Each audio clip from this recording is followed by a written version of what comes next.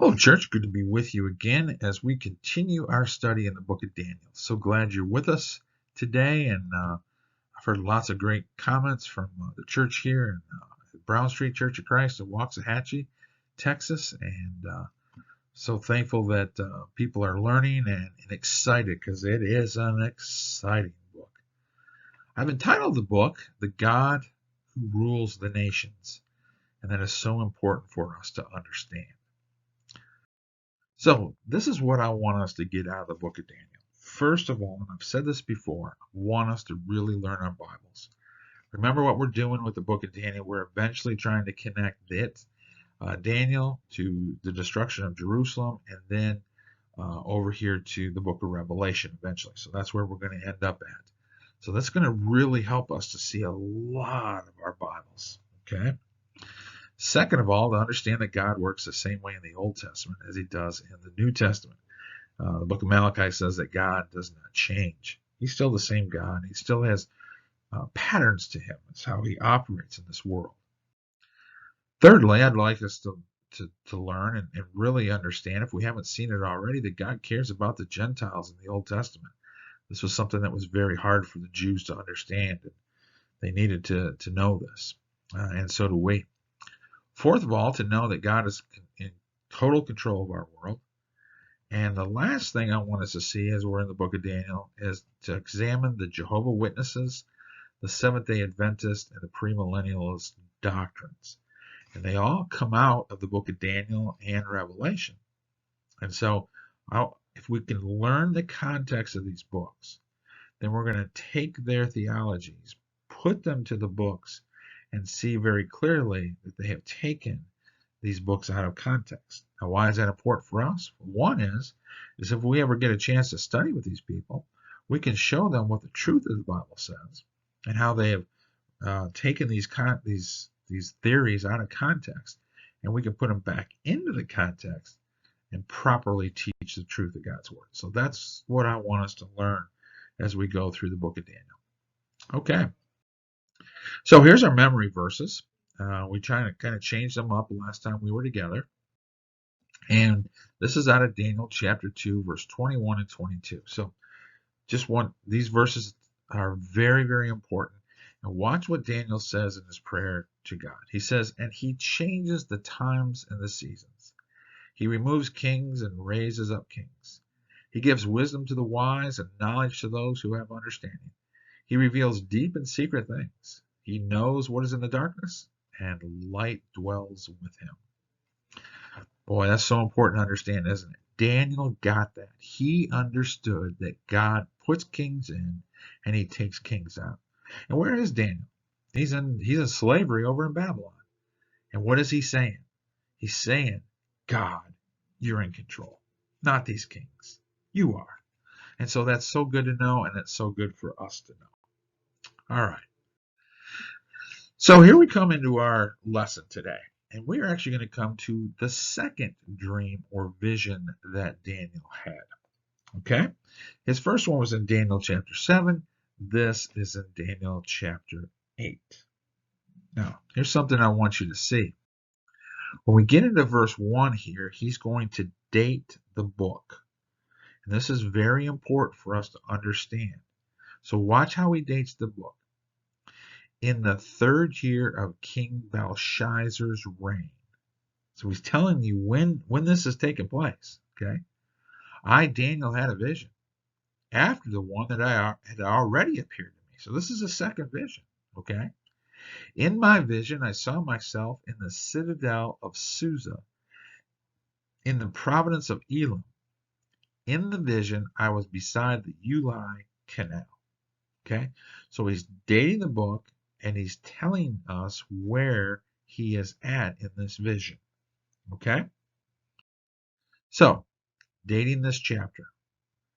In chapter 7, in his first year, in his first dream, Daniel said, in the 1st year of King Belshazzar. This is the king of Babylon. Okay?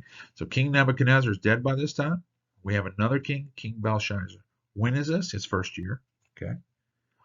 Watch what chapter 8 says. In the 3rd year of King Belshazzar, king of Babylon. So, His first dream was in the first year, and his second dream was in the third year. So 3 years later, he's having another dream, okay? Now, here's what I want you to notice. If we were to jump over to chapter 5 of Daniel, this is going to be the last year, or actually the last very day of King Belshazzar, king of Babylon. This is the chapter of writing on the wall, and King Belshazzar is going to die that day. All right? So you can see that the book of Daniel is not in chronological order. Okay? So you've got to know the dates and who's in charge and watch who it is so you can know when these chapters are taking place. So the Old Testament is not in chronological order in many places. Neither is the book of Daniel. Okay. Where is he at? This is the southern capital of Babylon. It's called Susa. Okay. So Babylon's a little to the north. Susa's a little bit to the north. This is kind of like going to Florida for the winter, right? Especially if you lived in Michigan with all that snow. So they would move. This would be their capital in the winter, and then they would go back to Babylon in the summer. All right. So this is where Daniel is picturing himself as being in this vision. Okay. Verse 3. I looked up, and there before me was a ram with 2 horns standing beside the canal, and the horns were long. One of the horns were longer than the other, but grew up later. I watched the ram, and he charged towards the west and the north and the south. No animal could stand against him, and none could rescue him from his power. He did as he pleased and became great. A lot of picture here, isn't it? Here we have this ram with 2 horns. One's a little higher than the other, and later on the other one will grow up, and it's going to charge to the west and the north and the south, I believe. Yes. Okay. Then, as I was thinking about this, suddenly a goat with a prominent horn between his eyes came from the west, crossing the whole earth without touching the ground. Okay. So what do we have? We have another animal, a horn, right? It comes out between his eyes there, and it's prominent. Okay, and it just comes from the west, and it goes all across the earth, doesn't even touch the ground. Interesting. Okay. He came towards the 2-horned ram I had seen standing beside the canal and charged at him with great rage. I saw him attack the ram furiously, striking the ram and shattering his 2 horns. The ram was powerless to stand against him. The goat knocked him to the ground and trampled on him, and none could rescue him from his power. Wow. So here's that picture. Here's that picture of that goat, right? And he charges into the ram, knocks him down, and tramples on top of him. Here's another picture of that. Okay, so you're getting that picture? You see what's going on in this vision, this dream? Okay. Verse 8. The goat became very great, and at the height of his power, his large horn was what? Broken off, and in its place 4 prominent horns grew up towards the 4 winds of heaven. Okay?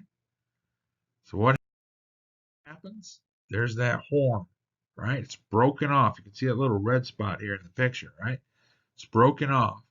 And 4 other horns, okay, take its place. There's 1, 2, 3, and 4. Okay? You're seeing the picture? Seeing the dream? Okay? Out of one of them came another horn, which started small but grew in power to the south and to the east and towards the beautiful land. That's interesting. The beautiful land. It grew until it reached the host of heavens, and it threw some of the starry host down to the earth and trampled on them. It set itself up to be great as the prince of the host, It took away the daily sacrifice from him, and the place of his sanctuary was brought low. Because of rebellion, the host of the saints and the daily sacrifice were given over to it. It was uh, it prospered in everything it did, and truth was thrown to the ground. So see, this seems to be the focus. This guy right here, or this horn, this little horn here, he's going to do a lot of terrible things. He's going to be filled with pride. He's going to attack the sanctuary. He's going to go to the beautiful land. There's going to be rebellion. Daily sacrifices were given to it. Prospered in everything it did, and truth is going to be thrown to the ground. This is the focus of this vision, this dream. So there's a little horn. There it is. Comes out of one of the other horns. It starts out small, but then it grows to be great. All right.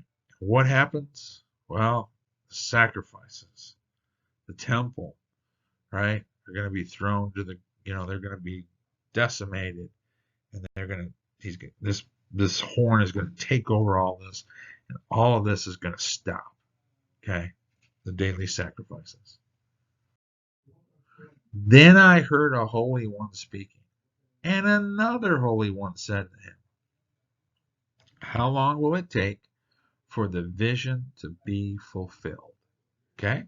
So he's giving a timeline here. How long is this whole deal going to happen with this little horn?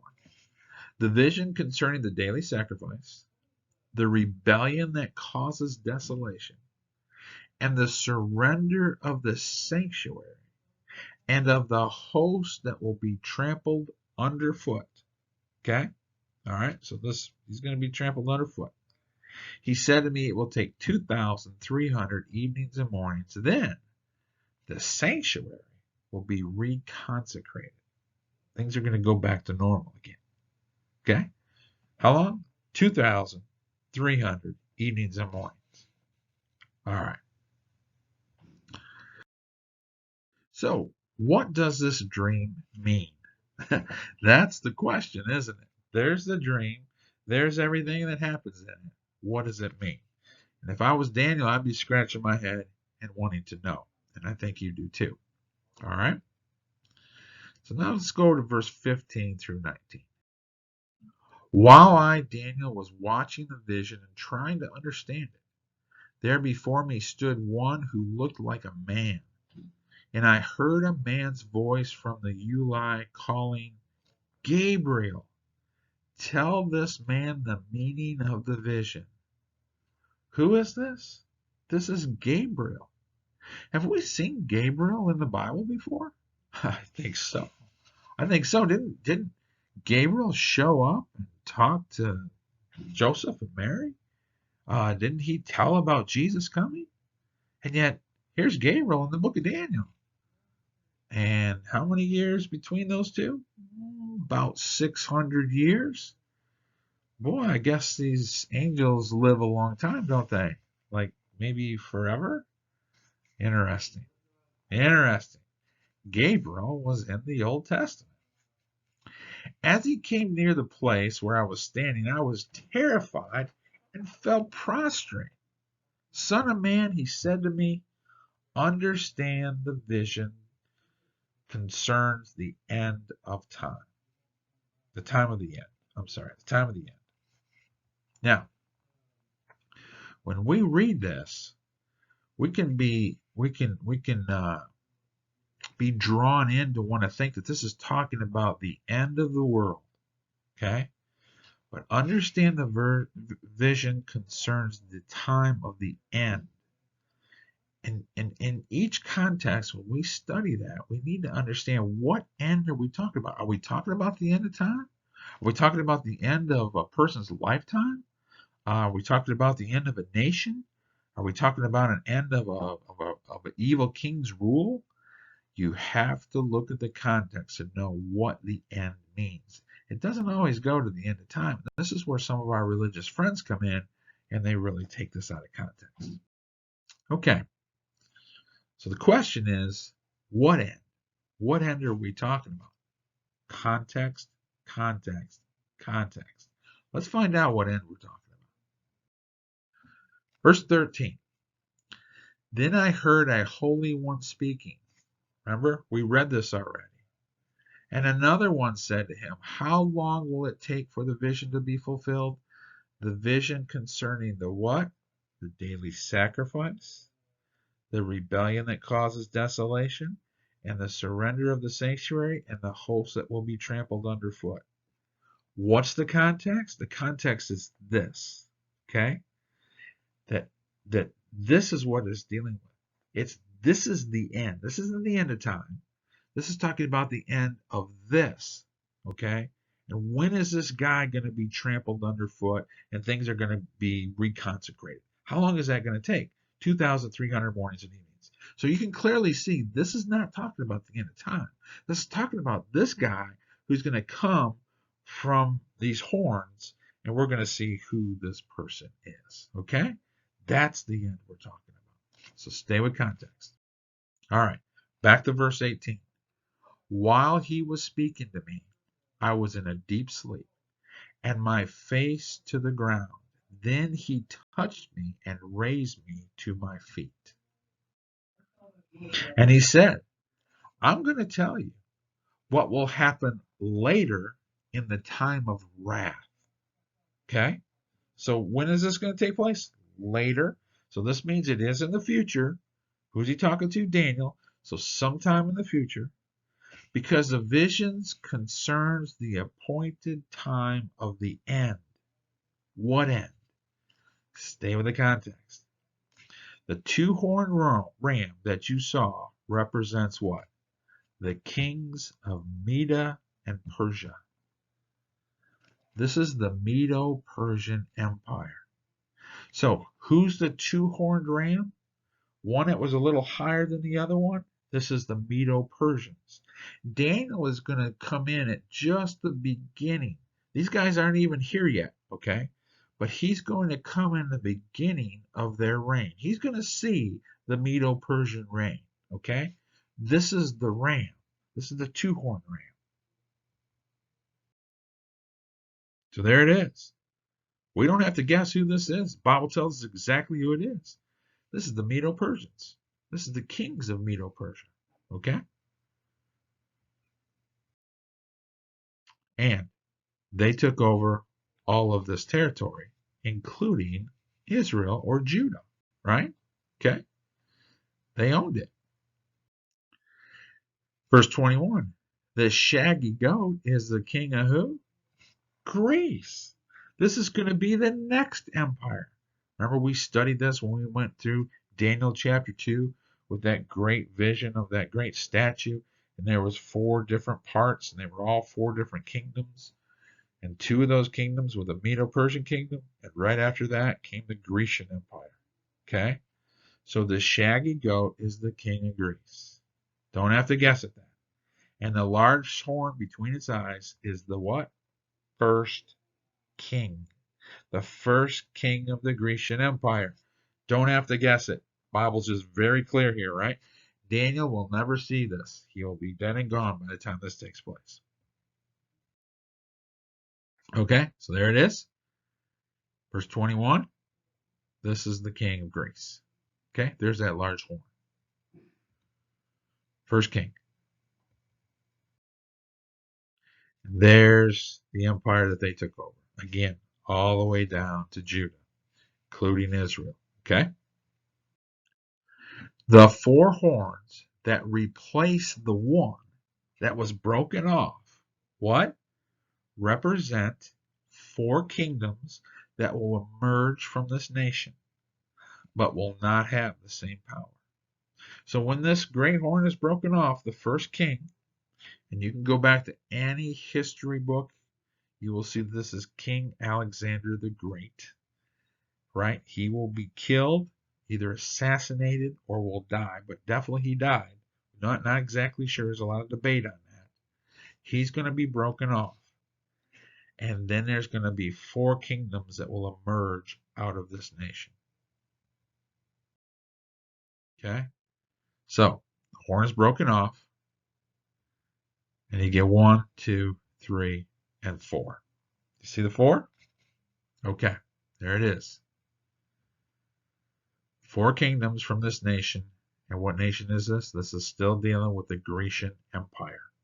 Okay, stay with the context because we're looking for the end, and the end is going to happen within the Grecian Empire.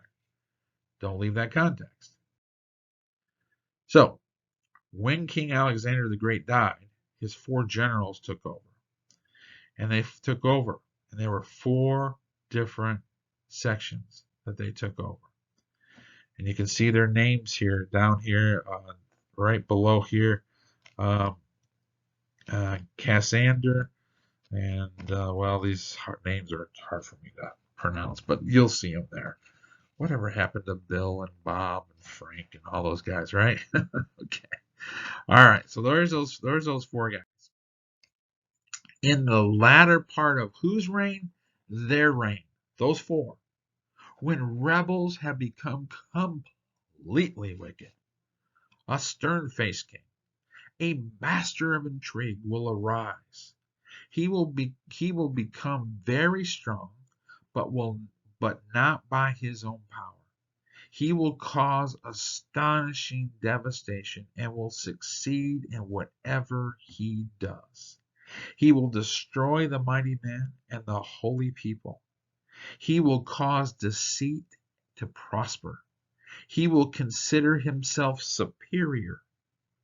When they feel secure, he will destroy many and take his stand against the Prince of Princes. Yet he will be destroyed, but not by human power. Who's going to take this guy out? The one that rules the nations, God. God will get credit for taking him out. That's amazing. That's amazing. So there's your story. There's your interpretation of the dream, okay?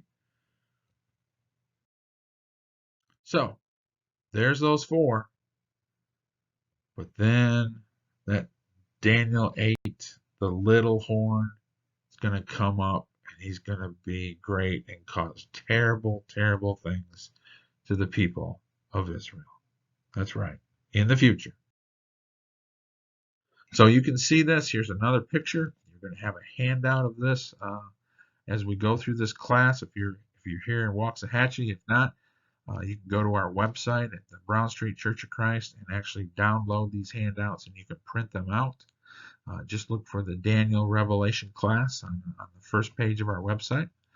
But you can see there's the 4 generals, and then here comes this guy, and his name is Antiochus Epiphanes, and he will fit this prophecy to a T. Antiochus Epiphanes the 4th. Okay? There they are.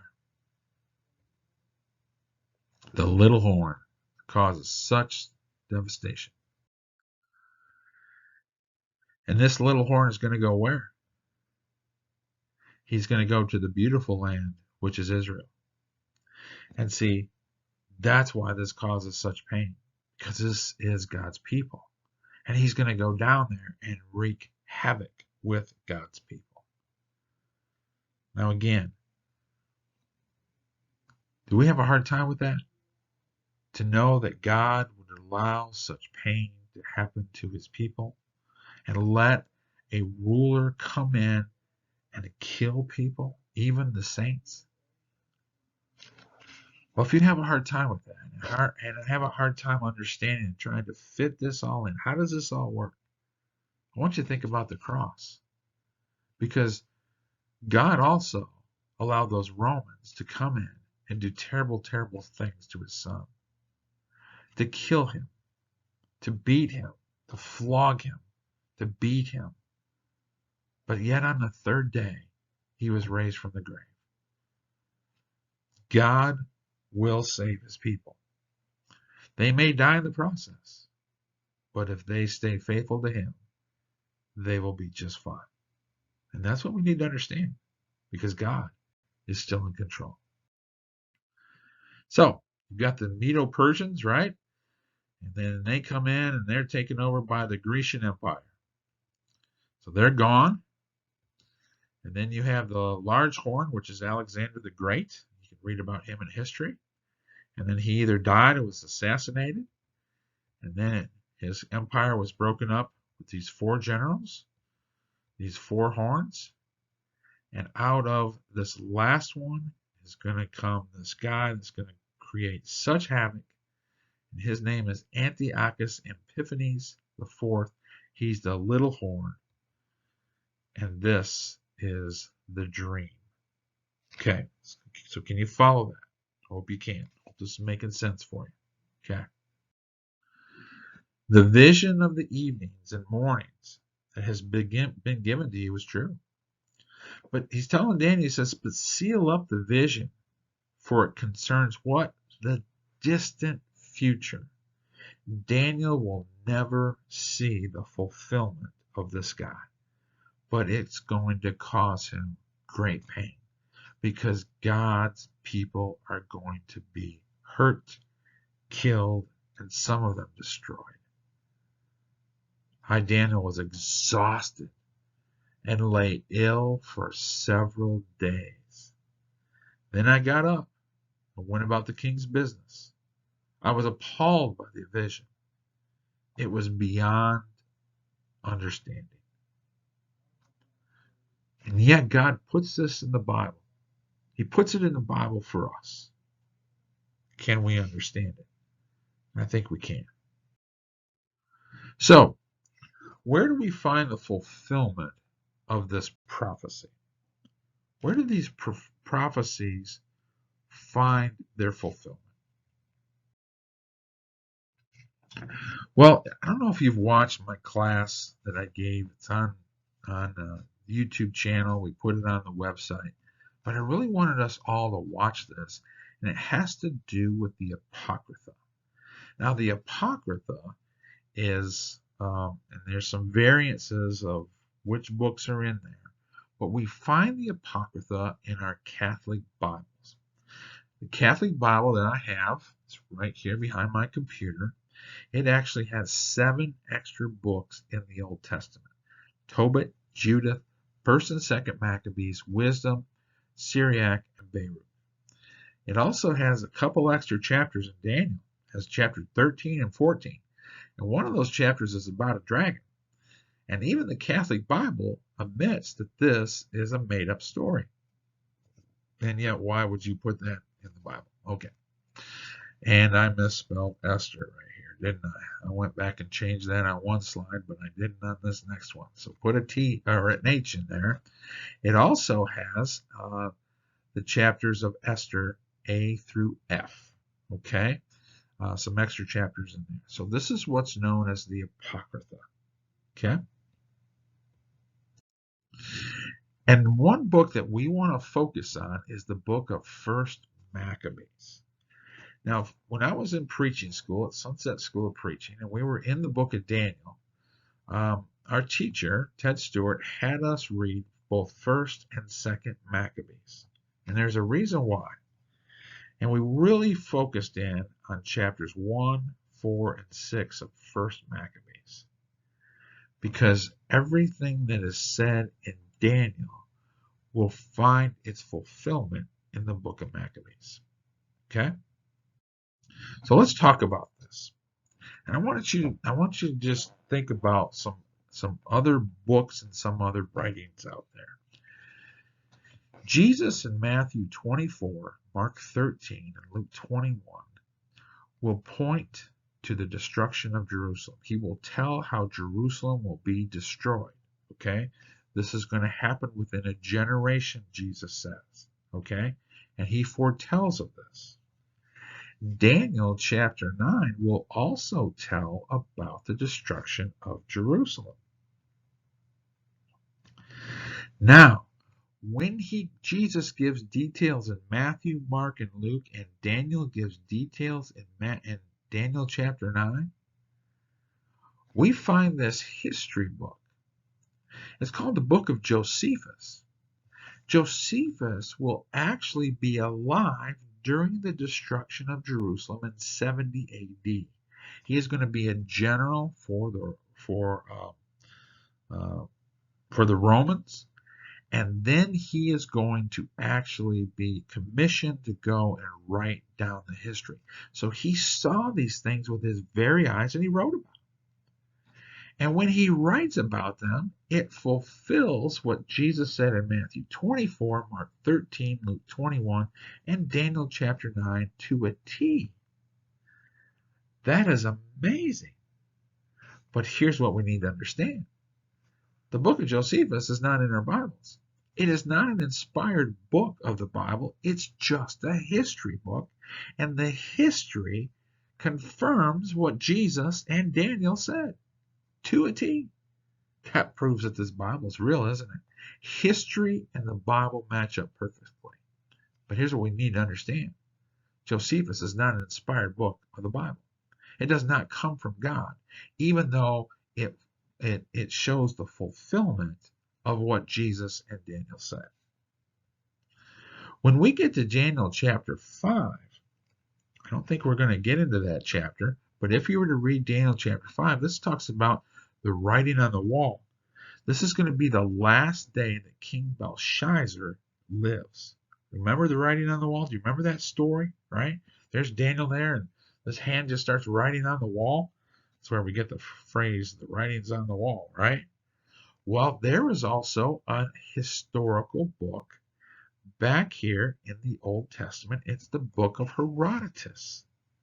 Herodotus is going to tell and give you the details of what Daniel is pointing to. Daniel chapter 5 is going to tell Belshazzar, from this very night, you are going to be killed, and your kingdom is going to be taken away from you. Herodotus tells us how that happened. It gives the details of how the Medo-Persians came in and destroyed and took over this last king of Babylon, and the Babylonian kingdom ended. Pretty amazing. But again, is the book of Herodotus in our Bibles? No. Should it be? Of course not, because it's just a history book. And that brings us to Daniel chapter 8, which we were in today. And there's also some more of this that's foretold in Daniel chapter 11. And where is this pointing to? This brings us to the Apocrypha, those extra books that are in the Catholic Bible. And one of those books, well, actually two of them, Maccabees 1 and 2, these books are very historically accurate. And what Daniel foretells in Daniel chapter 8 and in Daniel chapter 11, the book of Maccabees will tell about it, and you will see its fulfillment just like Daniel said. The two are going to match up perfectly. But is the book of Maccabees in our Bibles today? No. Should it be? No. In fact, next week I'm going to come and I'm going to show you a verse of why, from Maccabees' own very words, why this book should not be in the Bible. It is not an inspired book of the Bible. It just foretells history. But it's amazing how all three of these connect and show the fulfillment of what took place. And that Jesus predicted, Daniel predicted, in Daniel 9, 5, 8, and 11. Amazing. So for those people that don't believe in the Bible, man, history and the Bible match up perfectly. So always remember, they're just history books. So next week, we're going to get together and we're going to actually get into the book of Maccabees, and we're going to read the book of Maccabees. We're going to read parts of it, and I'm going to show you how Daniel chapter 8 and Maccabees match up perfectly. And then I'm going to show you what ultimately happens to Antiochus Epiphanes. And it's not going to be a pretty story. God is going to take this guy out. In how long? 2,300 mornings and evenings. And you're going to see the prophecy fulfilled to a T. Unbelievable. Hope you stay with us. Hope you come back. That'll be next week's lesson. God bless you. Hope I didn't lose you. hope this all made sense to you. Keep studying and keep praying before you study that we understand these things. May God bless you. We'll see you next time.